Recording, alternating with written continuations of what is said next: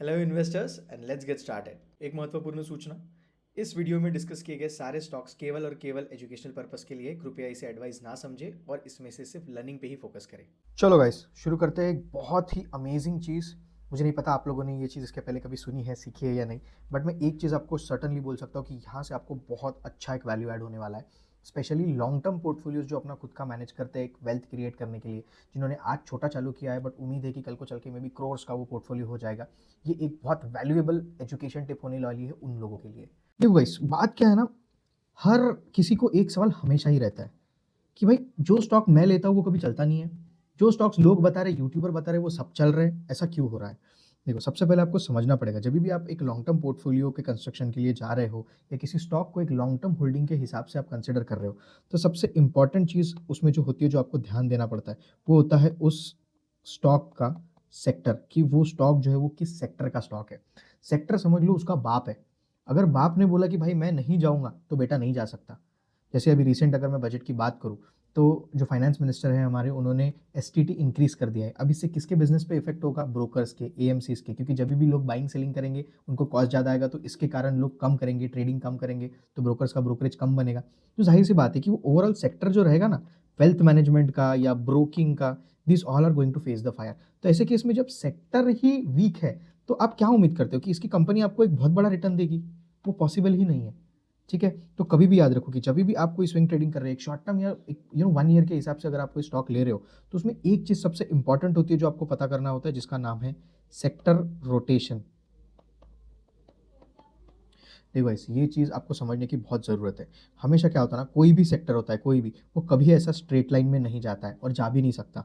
ठीक है? उसको अगर आपको चलाना है, तो उसको चलने का एक ही तरीका है। सबसे पहले वो जाएगा बूम में, जाएगा, जाएगा, जाएगा। कहीं तो भी अपनी जो जो इंडस्ट्रियल साइकिल है वो पीक करेगा, फिर धीरे-धीरे, धीरे-धीरे, धीरे-धीरे, धीरे नीचे जाएगा, नीचे जाएगा, नीचे जाएगा, और फिर शायद वो और नीचे जाके अपना एक बॉटम बनाएगा और फिर ऊपर आना चालू होगा, या फिर कहीं न कहीं यहाँ पे पाइवॉट होगा।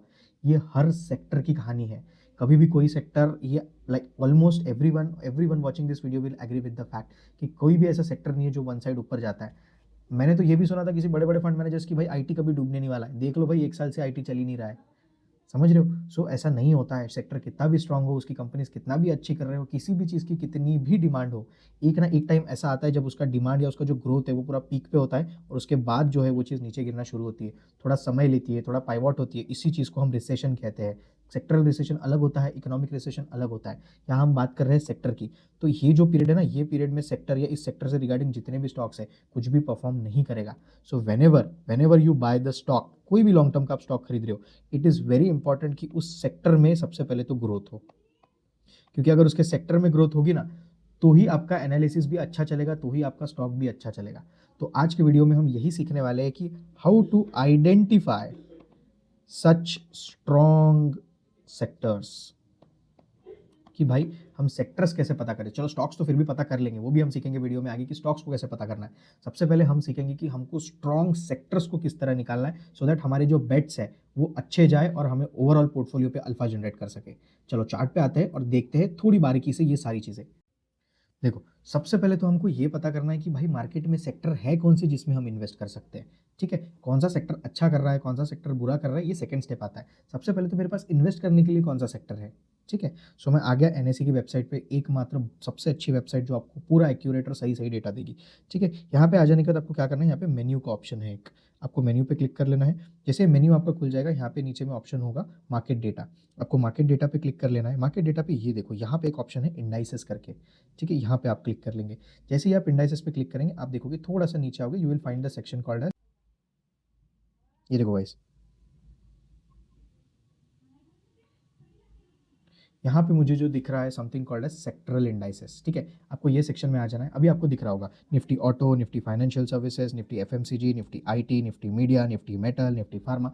ये सब वो सेक्टर्स है जो एक ब्रॉडर सेक्टर्स है। हमें यही देखना है कि क्या इन सेक्टर में स्ट्रेंथ है। अगर इन सेक्टर में स्ट्रेंथ है तो ऑब्वियसली इनके स्टॉक्स अच्छे चलेंगे। अगर ये सेक्टर ही वीक है, ये सेक्टर ही लंगड़े घोड़े है, तो आप कितना भी अच्छा फंडामेंटल स्टॉक ले लो, वो स्टॉक परफॉर्म उतना अच्छा नहीं करेगा। फिर आपको लगता है कि यार ये सब कहाँ इतना मगजमारी, उससे अच्छा तो निफ्टी 50 का ईटीएफ ले लेता हूँ, अच्छा करता हूँ। नहीं गाइस, ऐसा नहीं है। अगर आपको सही में अल्फा जनरेट करना है, तो इट मेक सेंस कि आप थोड़ा सा रिसर्च करो और सही रिसर्च करो। ये सही क्या है वो आज हम यहाँ सीखेंगे।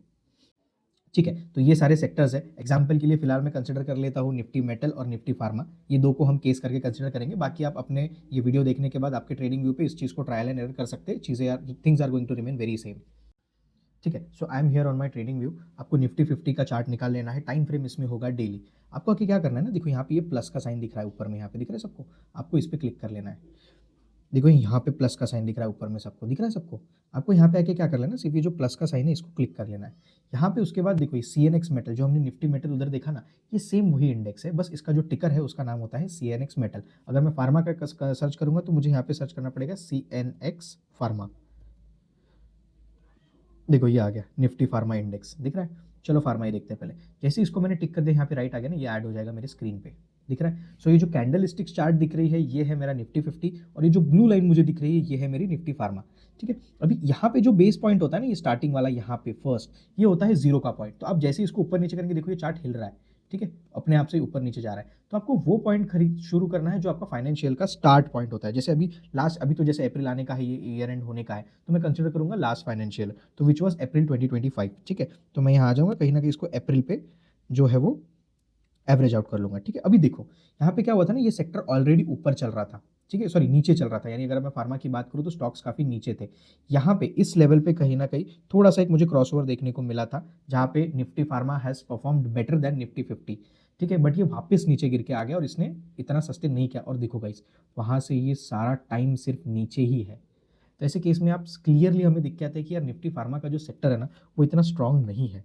ठीक है, सीधा सीधा। तो अगर आपको सेक्टरल बेट लेना है तो मैं रिकमेंड करूंगा वहाँ पे लो जहाँ पे अच्छी अपॉर्चुनिटीज आपके पास अवेलेबल है। वहाँ पे मत लो जहाँ पे ऑलरेडी हमें लगाट्स दिख रहे हैं। हाँ, जब ये इसको कहीं ना कहीं ऊपर क्रॉस करेगा और हमें दिखेगा कि हाँ यार निफ्टी फार्मा में भी अच्छी स्ट्रेंथ आ रही है, that would be a time जहाँ हम इसमें इसको इसको भी देखेंगे, इसको भी रिसर्च करेंगे, कौन से स्टॉक से क्या है, सब कुछ करेंगे। ठीक है, so this was about pharma. Now let's consider another case, Nifty metal, CNX metal. ठीक है, ये मैंने ऐड कर दिया। सेम अभी देखो यहाँ पे भी मैं वापस अप्रैल 25 का जो जोन है वो मैंने लगा लिया है, सेम वहीं से चल रहा है। This is the April 25। अब देखो अप्रैल 25 के पहले भी मेटल सेक्टर इतना अच्छा परफॉर्म नहीं कर रहा था, बट व्हाट हैपेंड ना in this zone, this is something August 2025 का ये टाइम है। ठीक है, क्या हुआ ना, निफ्टी मेटल ने निफ्टी 50 को बेटर परफॉर्म करना शुरू किया, या एक क्रॉसओवर दिया है। और देखो वहां से निफ्टी मेटल ने एवरी टाइम, हाँ यार, हालांकि यहाँ पे थोड़ा सा वो ट्रम्प इशू एंड ऑल के कारण मार्केट में दिसंबर मंथ में थोड़ा सा प्रेशर था, बट ठीक है, इट्स सस्टेन। यहाँ से ये कंटिन्यू ऊपर ऊपर ऊपर ऊपर ऊपर ऊपर गया, और अभी तो आप मेटल की रैली देख ही रहे हो क्या चल रहा है।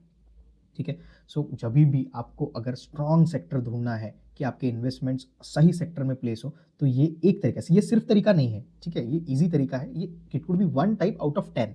तो आपको चीज़ें तो सीखनी है, बट ये वैल्यूएबल चीज़ है, ये आपको बहुत हेल्प करेगी। और मैं यही करूँगा कि हमेशा जब भी आप financial year and year start रहता है, आप उसको एज अ बेंचमार्क या पाइवोटिंग करके कंसिडर करो, और उसको यहाँ पे जो है वो प्लेस कर दो दिस रीजन पे, शुरुआत पे। और फिर वहाँ से देखो कि इसका यहाँ पे कहाँ पे क्रॉस ओवर आ रहा है, और जब भी इसमें क्रॉस ओवर की अपॉर्चुनिटी दिखे, तब आप उसमें वो सेक्टर के स्टॉक्स को स्कैन करना या उस सेक्टर को रिसर्च करना शुरू कर सकते हैं। I am literally telling you, आपका एनालिसिस बहुत अच्छा हो जाएगा और आपको एक बहुत अच्छा एज आ जाएगा।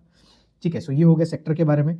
अभी हम सीखते हैं कि मैं ऐसा क्या करूं कि मुझे अच्छे स्टॉक्स मिले। अभी देखो मैंने तो क्रॉसओवर पकड़ लिया कि भाई चलो ठीक है, निफ्टी मेटल में जो है वो क्रॉसओवर हो रहा है, तो मुझे यहाँ पे टेंशन लेने की जरूरत नहीं है। पर अभी मुझे इसके अच्छे स्टॉक्स भी लेना है। ठीक है, एक तो निफ्टी मेटल या मेटल ओवरऑल सेक्टर में, जरूरी नहीं कि मुझे निफ्टी मेटल के स्टॉक्स लेना, may be may not be, but मुझे ऐसे स्टॉक्स ढूंढना है जो मेटल सेक्टर के हैं और आने वाले समय में अच्छा परफॉर्म कर सकते हैं। तो उसके भी दो तरीके हैं, will learn step by step, let's see that. ठीक है guys, this is one thing, this is website called as niftyindices.com। ठीक है, आपको यहाँ पे आ जाना है। जैसे आप यहाँ पे आ जाएंगे, आपको मार्केट या इंडाइसेस पे click, sorry not market data, indices यहाँ पे क्लिक कर देना है। सेकंड ऑप्शन है सेक्टरल इंडाइसेस, आपको यहाँ पे क्लिक कर देना है। जैसे आप क्लिक करोगे, देखो जो सेक्टर हमने वहाँ NSE के वेबसाइट पे दिख रहे थे, सेम सेक्टर्स मुझे देख रहे हैं। ठीक है, तो सबसे पहले अभी हम मेटल सेक्टर देख रहे थे, तो मैं यहाँ पे क्लिक कर लूँगा, सॉरी फार्मा पे मैं क्लिक कर लूँगा। ठीक है, फार्मा ओपन हो जाएगा। जैसे ही ओपन हो जाता है, आपको यहाँ पे स्क्रोल डाउन कर लेना है थोड़ा सा। Okay, here we go. देखो जैसे ही आप नीचे आएंगे ना, यहाँ पे दिखेगा फार्मास्यूटिकल्स, आप इस पर क्लिक करेंगे। जैसे ही आप इस पर क्लिक करेंगे ना, यहाँ पे आपको ये पूरा जो स्टॉक्स का जो डिस्ट्रीब्यूशन है वो दिख जाएगा। देखो इस इंडेक्स में सन फार्मा का कंट्रीब्यूशन है 21.3%, डिविज लैब का कंट्रीब्यूशन है 9.7%, सिप्ला का कंट्रीब्यूशन है 9.4%। ठीक है, वैसे ये कम ज़्यादा होते रहता है, तो आपको चेक करना है। अब आइडियली अभी आपने आइडेंटिफाई, इन केस वैसे तो हमने आइडेंटिफाई किया था कि फार्मा अच्छा परफॉर्म नहीं कर रहा है, ठीक है, बट अगर आपने कोई सेक्टर आइडेंटिफाई कर लिया, तो आपके ये यहाँ से एक स्टॉक्स की लिस्ट आ जाती है जो फंडामेंटली अच्छे स्टॉक्स है, और आप अपनी फर्दर रिसर्च के हिसाब से जो भी स्टॉक्स आपको चाहिए आप उसमें पिक कर सकते हैं। रैंडमली किसी की कोई टिप मत सुनिए, किसी यूट्यूबर का कहना मत सुनिए, ये स्टॉक अच्छा है वो स्टॉक अच्छा है, नहीं। देखो सेक्टर अच्छा परफॉर्म करता है तो ऑल इन ऑल सारे स्टॉक्स भी अच्छा परफॉर्म करते हैं, कोई ज़्यादा अच्छा परफॉर्म करते हैं, कोई थोड़ा कम अच्छा परफॉर्म करते हैं। अभी इसमें थोड़ा सा आपको डिस्क्रिप्शन लगाना पड़ेगा, इसमें थोड़ा सा लक फैक्टर भी होता है कि आप जिस स्टॉक को पिक कर रहे हो वो अच्छा परफॉर्म करना चाहिए।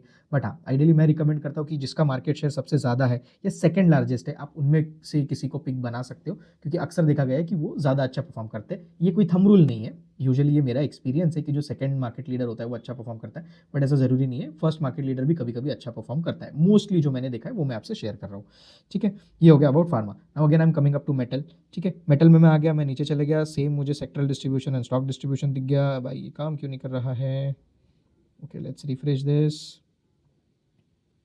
ठीक है, देखो अभी मेटल के अंडर में भी ना सब सेक्टर्स है, जैसे iron and steel, diversified metal, aluminium, industrial metals, copper, zinc, right. तो अभी मुझे देखना है कि इसमें इन्वेस्ट कैसे करूँ मैं। जैसे निफ्टी मेटल ने ओवरऑल परफॉर्म अच्छा करना शुरू किया था, उसमें आयरन एंड स्टील का 43% का अलोकेशन था। तो हो सकता है कि यार इसी में कहीं ना कहीं बुलिशनेस आए, इसीलिए वो सेक्टर ने निफ्टी के लिए अच्छा परफॉर्म किया। Now let me see iron and steel में मेरे पास क्या है। तो आयरन स्टील में मेरे पास बच जाता है Tata steel, JSW steel, SAIL, Jindal steel. अभी इसका 18% है, इसका 13.5% है। अभी आप पास परफॉर्मेंस देख लो, अपना जो भी रिसर्च है, दिमाग है, लगा लो। पर मेरे हिसाब से ये वो स्टॉक्स है जो फंडामेंटली सबसे अच्छे स्टॉक है। तो यहाँ पे आपको कुछ एक्स्ट्रा रिसर्च की जरूरत पड़ती नहीं, यहाँ पे एकदम लिस्ट ऑफ स्टॉक्स जो है वो आपको बहुत अच्छे से या फंडामेंटल मिल सकते हैं। You can try placing your bets out of this stocks.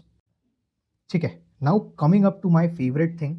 कभी भी अगर आपको लग रहा है कि भाई निफ्टी 50 के स्टॉक्स इतना अच्छा परफॉर्म नहीं करते हैं, या लार्ज कैप स्टॉक्स होते हैं तो बहुत ज़्यादा रिटर्न नहीं देते हैं, मैं थोड़ा सा रिस्की खेलना चाहता हूँ, और इसके बावजूद भी मुझे अच्छे स्टॉक्स चाहिए है, फंडामेंटल बेटर स्टॉक्स चाहिए, तो भाई देखो ये एक वेबसाइट है स्टॉक्स कैन, ये कोई पेड वीडियो वगैरह नहीं है, मैं पर्सनली यूज़ करता हूँ और मैं इसी को आपको एक गाइडेंस के या सजेशन के तौर पर बता रहा हूँ। आप दूसरी वेबसाइट भी देख सकते हो, और मैं सब फ्री वर्जन यूज़ करता हूँ, मैंने कोई पेड वर्जन वगैरह भी यूज़ नहीं करके रखा है।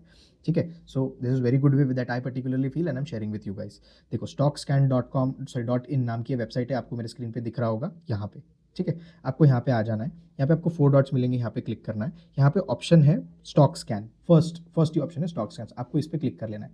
जैसे आप इस पर क्लिक करोगे आपको बहुत सारे इस पर प्रीमेड स्कैनर्स मिलेंगे। ठीक है, आपको इस प्रीमेड स्कैनर में ढूंढ लेना है अल्फा लीडर्स। आप ये नाम नोट करके रख सकते हो, क्योंकि ये हमेशा याद नहीं रहेगा, या फिर ये पाथ पूरा लिख के रख सकते हो, या वीडियो को सेव कर लो तो बेटर ही है।